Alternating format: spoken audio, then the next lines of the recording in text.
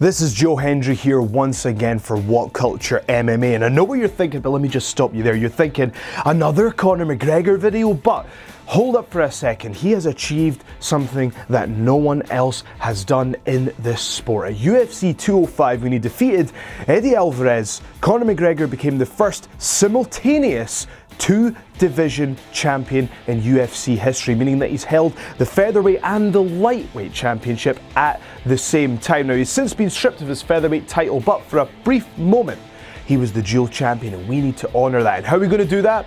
Well, we're going to do that with the 10 best Conor McGregor moments.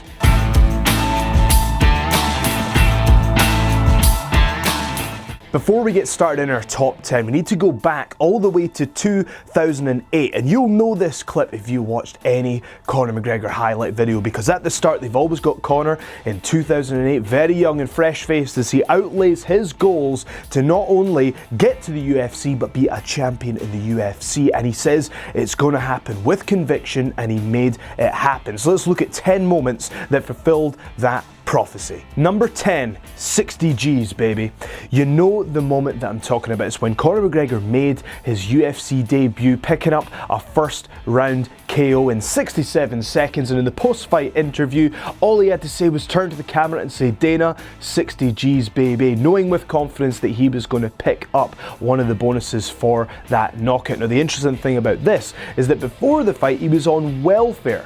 And in this fight, he picked up 60 G's, which at that time was a life-changing amount of money. And this was a fun insight to the character that would be Conor McGregor. Number 9, we're not here to take part, we're here to take over. This was when Conor McGregor fought in Belfast and managed to knock out Diego Brando. And at the end of the fight, that iconic line, "We're not here to take part, we're here to take over," fully inspired the Irish nation who support Conor McGregor fully. But this moment really displayed the national pride that he has and the pride that the nation has in him. As Conor says, when you fight him, it's not just him, he has an entire nation behind him, and this night that was solidified. Number 8, he overcame the wrestling. Up until UFC 189, people had said that Conor McGregor had been somewhat protected by the choices of opponents that were thrown his way. People said that Conor could not overcome the wrestling of a high-level opponent, such as Chad Mendes, who was drafted in at last minute to replace an injured Jose Aldo at UFC 189 for the interim featherweight championship. Now, this was really the first time that we saw Conor in trouble, as he was taken down in the fight, and for a moment things looked bleak, but his cardio managed to pull through, his takedown defense came through, and he managed to pick apart Chad Mendes, showing that he could get himself out of trouble and he could overcome the wrestling. Number 7, the bottle throwing incident. Now, we know that Conor likes to pick and choose when and where he turns up, and that he's often fashionably late, but this time Nate Diaz and his camp took exception to Conor McGregor's lateness. They decided to repay the favour by leaving themselves in the middle of a press conference, and they, I believe it was them first, launched a bottle at Conor McGregor, who in return managed to throw bottles back at the entire team, saying, "You'll do effing nothing." This was funny for us, but the commission didn't look too kindly on it. Instead of the recommended $25,000 fine and 25 hours of community service, he was handed an $150,000 fine and 50 hours of community service. It was then suggested that they take 10% of a future purse of Conor McGregor, but this didn't end too well for the person handing down the sentence, who has since been replaced. The message there, whether you're in the cage or in the commission, don't mess with the notorious one. Number 6, who the is that guy? Now, you'll remember that there was an infamous press conference where Conor verbally slayed seemingly the entire UFC roster, but this time it wasn't to happen to one gentleman who decided he would be the one to step up toe-to-toe and go verbally into battle with Conor McGregor, and that unfortunate soul was Jeremy Stephens. And when Conor McGregor suggested that there was no one at his caliber and his quality, Jeremy Stephens suggested that he was the most dangerous opponent. Conor McGregor didn't even give him the respect of a targeted insult. He didn't even look at him. He just stood there, laughed it off, and said, "Who the is that guy?" Number 5, stealing the belt.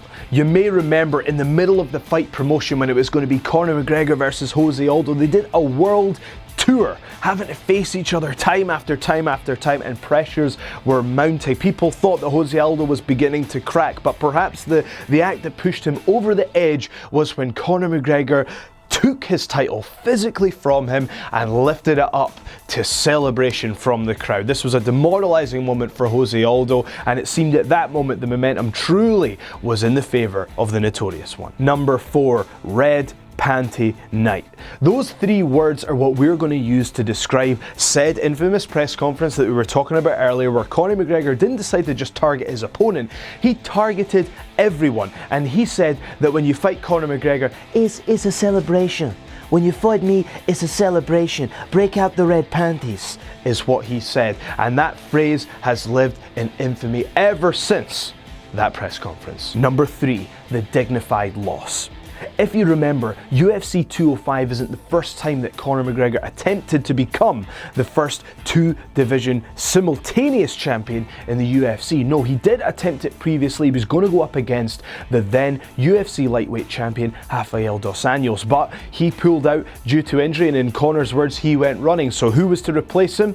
Well, that's when Nate Diaz stepped in. Nate Diaz seemed to be the first opponent that just wasn't fazed by Conor's verbal assaults. And when it came to the bout, Conor tried to move up to 170 when initially it was thought they'd face at 155. Conor said, you know what, let's just do it at welterweight. So the Notorious One jumps up 2 weight classes and Nate Diaz jumps up 1, and they're at 170. You could see there was a clear weight difference, and after he put on the weight, Conor struggled with the cardio, saying that he was inefficient with his energy and he was choked out by Nate Diaz. Now, how he reacted to the loss became a memorable moment. Now, we know Conor McGregor for being controversial and hilarious with his insults for his opponents, but he faced this loss head on, he accepted responsibility for it, and he said he would be back, and he handled himself even in defeat like a champion.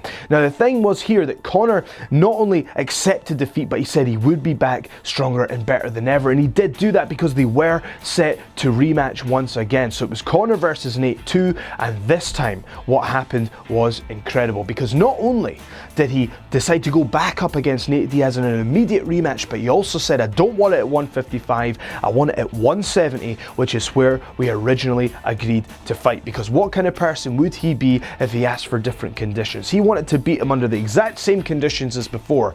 It was a very close fight, it was back and forth, but Conor did manage to just scrape the win in the end. The cool thing about this was that before, people said Conor hadn't really been in a huge amount of danger and didn't have the heart of a champion, but in this fight we saw that Conor did indeed have the lion's heart of a champion. He managed to steer through adversity and come out on top in the end once he found that second win, and this is one of the greatest moments because it solidified that Conor McGregor had the heart of a champion. Number 2, undisputed champion in 13 seconds. You know what I'm talking about. It is when Conor McGregor faced Jose Aldo to attempt to dethrone him as the featherweight champion in the UFC. Now, what we do know is that Jose Aldo was undefeated for a decade. He was widely regarded as the pound for pound number 1. It was thought that no one could beat Jose Aldo, but after months and months of mental torment, Conor McGregor seemed focused and actually correctly predicted to a T how he would win the fight. He said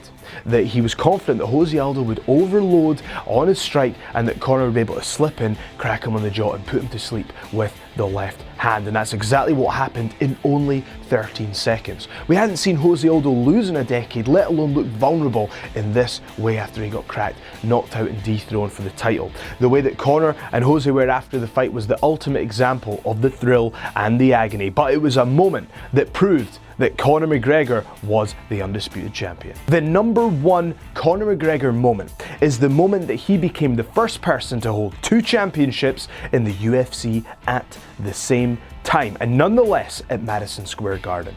That's right, this was taking place at the most famous arena in the world. Madison Square Garden, where UFC was set to make its New York City debut, the place that they'd been trying to get into for years.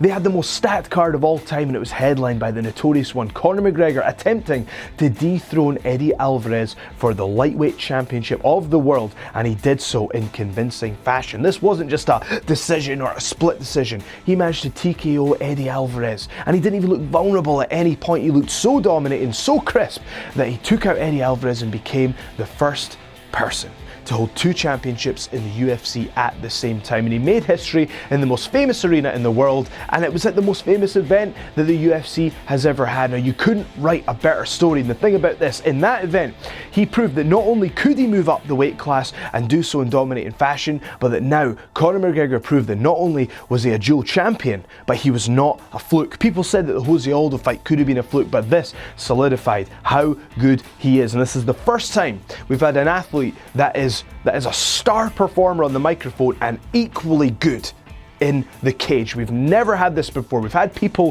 who are either one or the other or a mix of both, but he is a star performer in both areas, and it was exciting for all the fans around the world to see. I've been Joe Hendry. I hope you've enjoyed this video. Please like, share and subscribe. We'd love to have you more at What Culture MMA. Thank you. I shall see you next time.